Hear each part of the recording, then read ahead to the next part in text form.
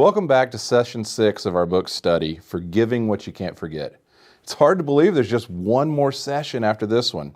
And I want to thank you for your perseverance on a difficult topic. You stayed the course. And through all the ups and downs that you've likely experienced while you've been processing these things that are hard to forget, you've taken the most important step in the process, the next one. See, I'm a golfer, and one of the most important lessons I've had to learn in golf is that when I make a bad shot, I hit it out of bounds, I card a triple bogey, I have to clear my head to take the most important shot, the next one. If I'm still focusing on what just happened, I'll likely make it worse with my next shot. But if I put all my effort into thinking through what comes next, I can often recover from what could have been a bad round. The same is true in the processing of our loss, our grief, our hurts, bitterness, self-doubts, and our pain. Will there be setbacks? Oh yeah. Will there be ups and downs? Yeah. But can you find a way forward through those difficulties? Absolutely. So whatever the last 5 weeks have revealed for you, whether you've had some moments that have challenged you or some moments that made you just want to run away, this week, stay focused on the work in front of you. It is necessary work and it requires our full attention. The advantage we have in moving forward is that God is always with us. And He wants to remind us in all things of His great love.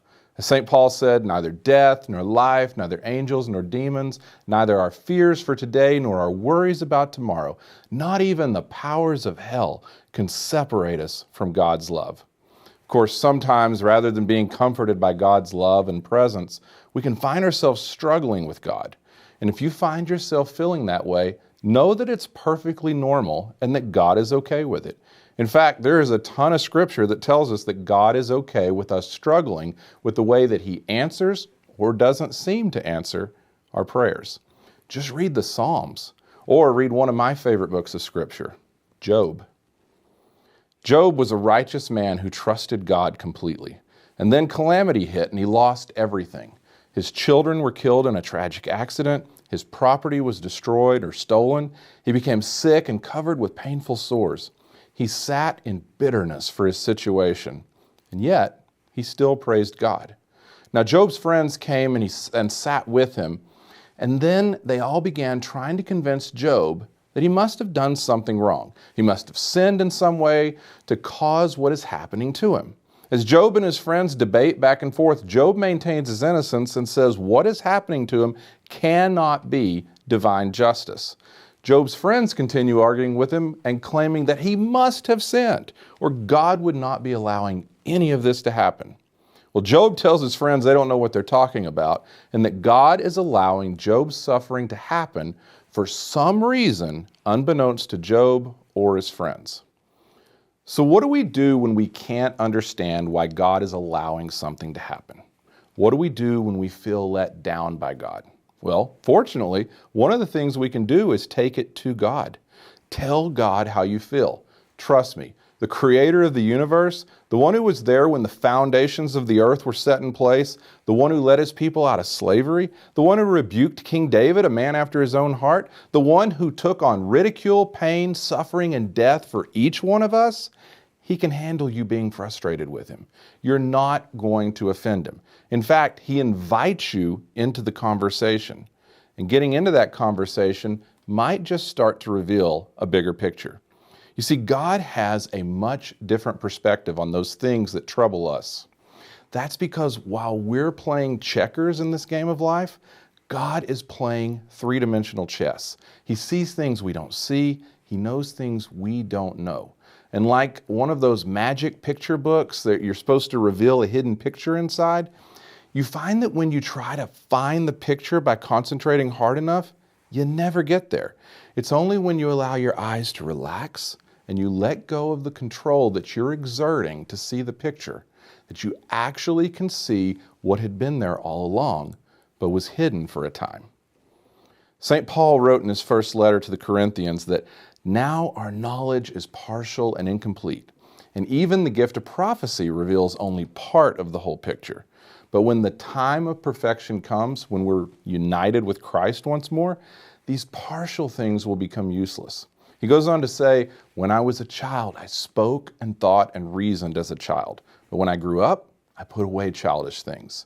Now we see things imperfectly, like puzzling reflections in a mirror, but then we will see everything with perfect clarity. All that I know is partial and incomplete, but then I will know everything completely, just as God now knows me completely. See, when life happens, when our plans are turned upside down, when we experience troubles that we weren't expecting, when tragedy strikes, there are two potential postures we can take. The first is that we can start asking, why, God? God, why am I stuck in this job I hate? God, why have my relationships failed over and over again? God, why did this terrible thing happen to me? Do you notice the fists? It's a natural reaction, but it has its limits. There is an alternative. Instead of asking, why, God, we can start asking, what, God? God, what do you want me to learn in this job I hate? God, what are you using this situation for in my life? God, what are the ways you are trying to shape me in this experience? God, what is it you are trying to teach me? You see, both why God and what God have their places. But notice that why God has the posture of trying to be in control and cling to something that we can't hold on to and can't fully understand. However, what God has the posture of being ready to receive. What God puts us in the receiving position and makes space for God to show up and to shape us to be more and more like Jesus. Why God sees every challenge as an obstacle to survive. What God, on the other hand, sees life and its challenges as an opportunity to be formed, as an opportunity to grow, and as an opportunity to trust that God knows more about our situation than we can possibly imagine. And really, what this is the choice between becoming better or bitter. C.S. Lewis reminds us to think of ourselves as a house that God is renovating. He says that while we think we know what work needs to be done, a spot of paint here, a nail in a loose floorboard there, maybe a new piece of furniture or two, God actually starts by knocking down all the walls. While this may confuse us and have us wallowing in our own pain, we are missing the point altogether. As Lewis says, you thought you were being made into a decent little cottage, but he is building you into a palace. He intends to come and live in it himself. So where we see destruction, God actually sees construction. Now, let me be crystal clear here. God is not causing the pain in your life in order to rebuild you. However, because we live in a fallen and messed up world, there will be pain and suffering in this life. Troubles will come, tragedy will strike. But when those things happen, God will not let them happen in vain. Instead, He will leverage them for something greater. I've seen it in my own life so often that now I just expect it. When I was in high school, I was on a basketball team. I was good, I wasn't great, but I was definitely sixth-man material. Then we got a new coach my senior year, and for whatever reason, he decided that I couldn't help our team. So all of a sudden, I was riding the bench all the time and maybe getting some scrub time in the last minute or so of the game. I couldn't understand what was going on. Well, we had a game against one of our big rivals, and they had a guy that was 4 inches taller than me, and he was just destroying us. Nobody could stop him. Our coach kept putting different people on him, and he just scored left and right. So finally, out of desperation, I think, with about 6 minutes to go in the first half, the coach tells me to go in and cover this guy. Well, for the next 6 minutes, he didn't score a point. Every time they tried to get a pass to him, I knocked it away or stole it. When he did manage to get the ball and tried to take a shot, I blocked it, even though he was much taller than me. He tried to dunk, and I even went up and held onto the ball, keeping him from scoring and drawing a jump ball that went in our favor. So when halftime came, I was pumped. I knew that finally my coach had seen how I could help our team and that I was about to get a lot more playing time. I couldn't wait for the second half to start. But I waited in vain because I never saw another second of playing time in that game. I was heartbroken and confused, and I was angry. I felt that it was all for nothing. For the next several years, when I thought about that coach, my blood began to boil. I wished him ill, and I celebrated when he was no longer the coach at my old school. And then something changed. By age 25, I'd become a math teacher, and I was up at the board showing a problem to my students. Suddenly, everything from the top of my head to the bottom of my foot on my right side went numb. I was having a stroke. I was rushed to the hospital and had all sorts of tests run, and it was discovered that I had a heart condition that would require surgery. As I learned more about this condition, I discovered something about it that changed my perspective forever. Do you know where most young people who don't know they have this heart condition end up dying? On a basketball court. Now, I thank God for the choices of that coach. The guy that I wished ill and was angry at for so long may have actually saved my life. While I won't know the full picture until eternity, I know for certain that God was with me through it all. And while I don't believe what the coach did was out of his concern for my health, God has opened my eyes to his divine hand in the situation. Afterward, I started seeing his hand in other situations. I started asking, what God, instead of why God?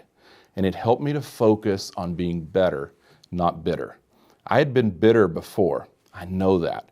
And as the author of our book rightly points out, bitterness doesn't have a core of hate, but rather a core of hurt. I was hurt, and it was manifesting itself in bitterness. But I hadn't yet considered the question that the author of our book asks. What if bitterness is actually a seed of beautiful potential not yet planted in the rich soil of forgiveness? Our friend Job I was telling you about earlier, he had every right to be bitter. He had lost everything that mattered in his life. His friends had turned on him and were telling him his sin was the cause of it all, that God was punishing him. Then a funny thing happened. God showed up. And God not only affirmed that none of what was happening to Job was his fault, but he affirmed Job's feelings of betrayal and bitterness. He tells Job's friends that he's angry with them for not speaking accurately about himself as Job had done. So he tells them that Job will pray for them and that he would accept Job's prayer on their behalf and would forgive them. And you know what Job did? He prayed for and forgave his friends. For Job, the bitterness he experienced was a seed of beautiful potential not yet planted in the rich soil of forgiveness. And Job 42:10 says that when Job prayed for his friends, the Lord restored his fortunes. In fact, the Lord gave him twice as much as before. Now, hear my heart here. I'm not claiming that we will get rewarded in this life with prosperity for choosing forgiveness over bitterness. Far from it. But what I know for certain is that it will change your heart. Trusting in God for his provisions and for his understanding opens up amazing possibilities for how we process our hurt with others and with God. And it leaves me with this question. What if we were what God people?